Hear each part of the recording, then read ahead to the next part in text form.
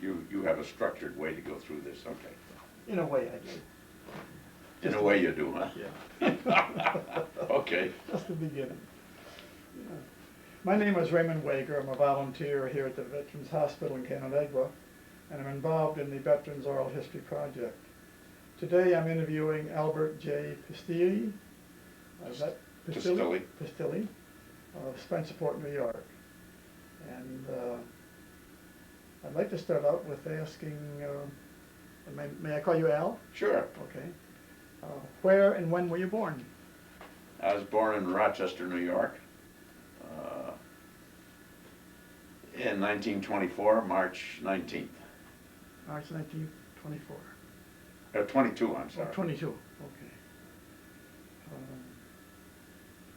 Was the world ready for you? I made it.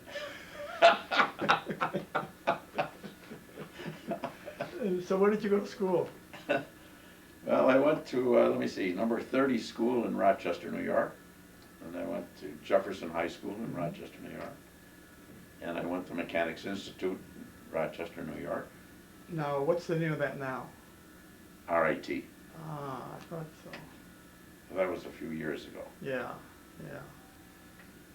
So, what kind of a degree did you get? Well, it's kind of interesting in that I went there to take some courses related to printing, and when I got there, after about a month in taking the first courses, they asked if I would be interested in teaching small offset printing presses, and I had done that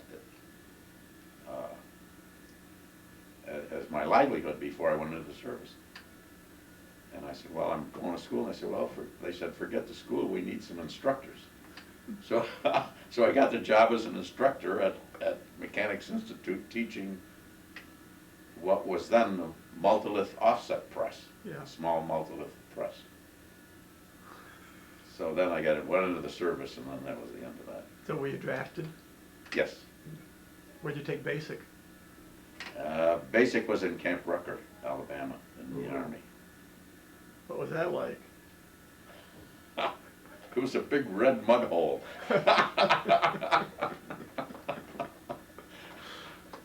The government, please excuse that comment. I've heard worse. Yeah. But, so how long was basic? 13 weeks. Yeah. Yeah. And then from there I went to Hampton Roads, Virginia. No, I went to Hampton Roads, Virginia, boarded a delivery ship, and went to Oran in North Africa. Wow, just like that. Just like that. Were you an infantryman? Yes. Yeah. I was a mortar gunner, and was assigned to the 179th Infantry of the 45th Division in Oran. And I didn't make the landing in Sicily, but I did make the landing in Salerno. And then from Salerno, I went to Mount Cassino at Christmas time. And was called back. We had 2 weeks of training to make the landing at Anzio beachhead.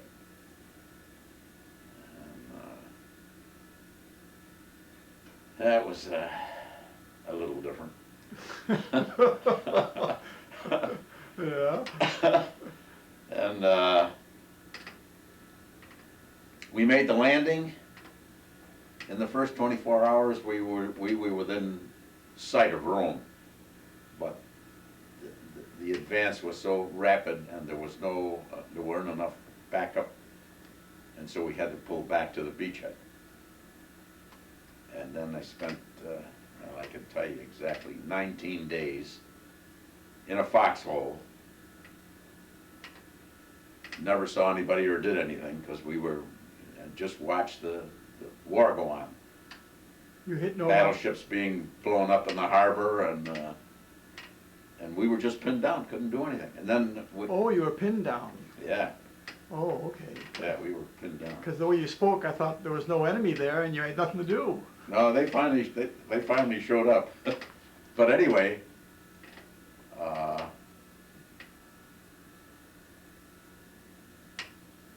there was a planned, in, it took 19 days. And then we got word that we were gonna make an assault through some German positions that were outside of Hansfield.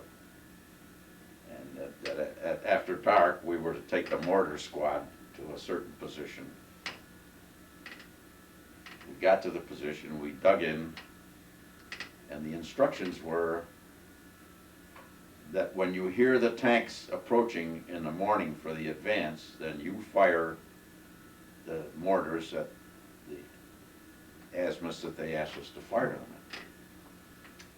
So we did. We were sitting there waiting, and the next morning we could hear the tanks, and we were just about ready to start firing when the first tank came across the horizon, only it didn't have a star on it, it had a German cross on it. So the tank comes over the horizon, just heads that 88 gun right into our foxhole position and said, "You've had it." No kidding. Yeah. So that's how I got captured. Now, how do you suppose they knew that? Well, I have no idea. I think the whole thing was kind of botched up, but Sounds like it. it sounded to us like that, and the more you think about it, you know, it was just, evidently they had planned an attack, we had planned an attack, they got there before we did. But that's about the only thing I can figure. Were there a lot of tanks that came at you at that point, or just that one? Well, the only one that I can remember was the one that had the 88 pointing in the foxhole, Yeah. so I don't know how many, but they did capture some people. They captured quite a few Americans, as I recall, maybe 50 or 60. Mhm. And of course, we were only 6 guys in the foxhole. Makes me kind of wonder if there was an insider there that was giving information. I have no idea, and I never really gave it much thought, but it just seemed to me like it was bungled up a little bit. Yeah. It's war, Yeah. I guess. Yeah. So that was, let's see, that's about maybe 15 weeks into the, no, a little longer than that, maybe 17 weeks into the service, and I'm captured already. So they took us to an interrogation point, marched us to an interrogation point, and by this time they kept adding more and more prisoners, and I think by the time we got to the first area where they were going to do whatever they were going to do to us, there were probably a couple of hundred guys. Mm. So they caught quite a few of us. And going to be interviewed, and this guy is speaking English just like you and I are. I mean, and I finally said to him, said, "Where the hell are you from?" And he said, "I'm from Philadelphia, Pennsylvania." And I said, "You're from what?" And he said, "I'm from Philadelphia, Pennsylvania." He said, "And I left the U.S. to come over and join the Nazi forces, and here I am." And I said, "Well, here I am." He said, "Where do we go from here?" He said, "Well, here," he said, "You probably don't know a hell of a lot about what's going on." I said, "No, I don't know a hell of a lot about what's going on." And of course, the question was the rank, name, and serial number. So we gave him that, and that interview astounded me. I mean, I couldn't believe what this guy was Yeah. saying, and he was speaking English just he just gotten off the boat.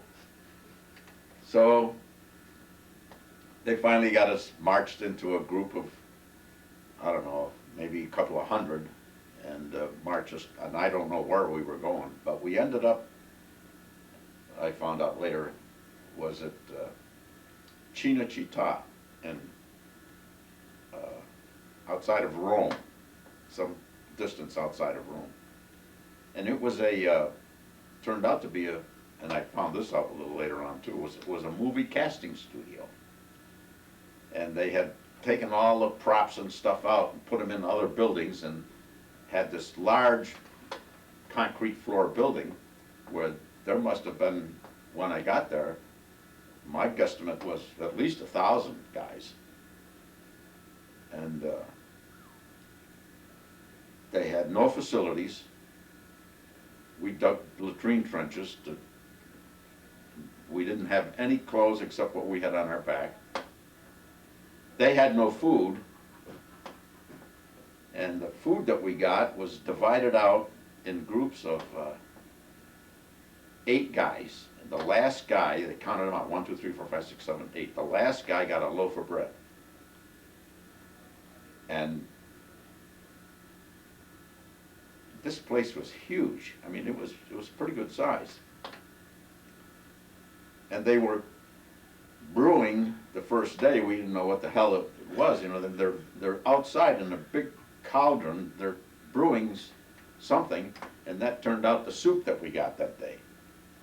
So we had no utensils.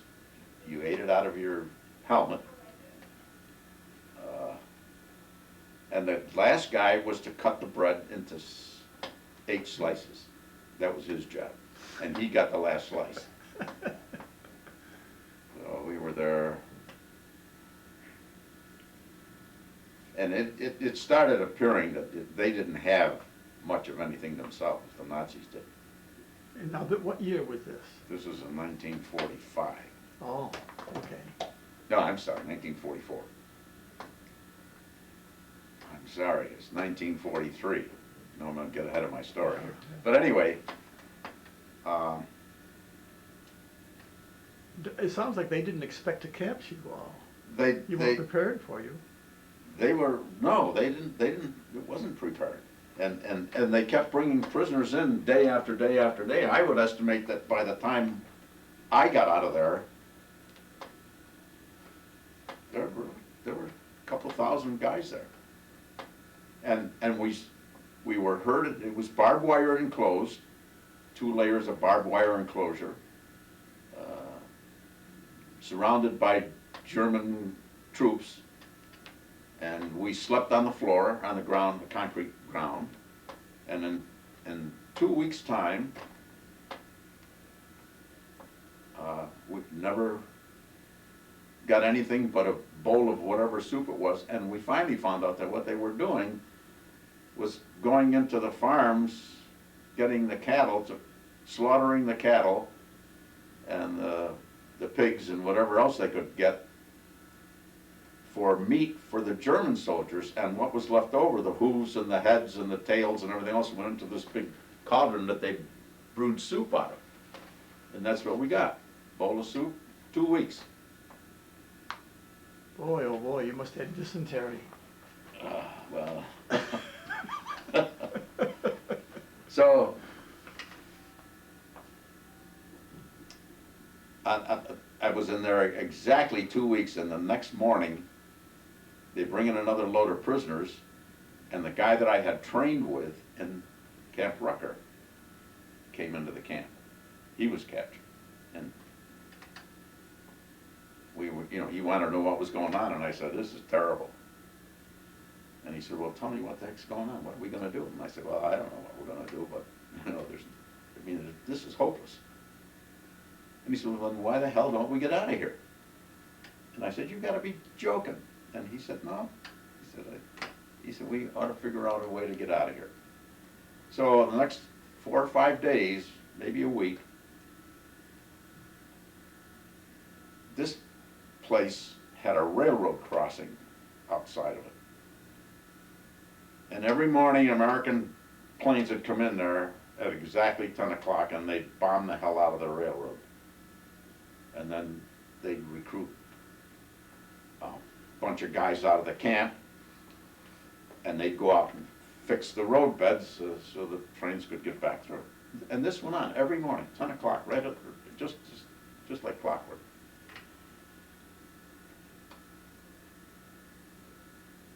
We finally decided that, the other thing, there were 4 corners, and each corner had a Tower. Guard outlook sort of kind of house, and a bunch of anti-aircraft guns, and they get, when the planes started coming, they'd move everybody into the building. And they would go out after they got us into the building, go out and man the anti-aircraft guns. So after this pattern was established, Jack says, "Well, we're gonna do this one way or another. He said, when they come in after us, we'll just, instead of going into the building, we'll jump into the latrines that we had just dug. And we'd sit there, stand there, or whatever that we were doing, and hide in there. And when they were busy trying to knock down the airplanes, we'd see if we could get away. I'm glossing over this a little bit, but anyway, we did that. And we got up out of the latrines, and we went over to the first layer of barbed wire fence, and there was a guy standing, another prisoner standing there.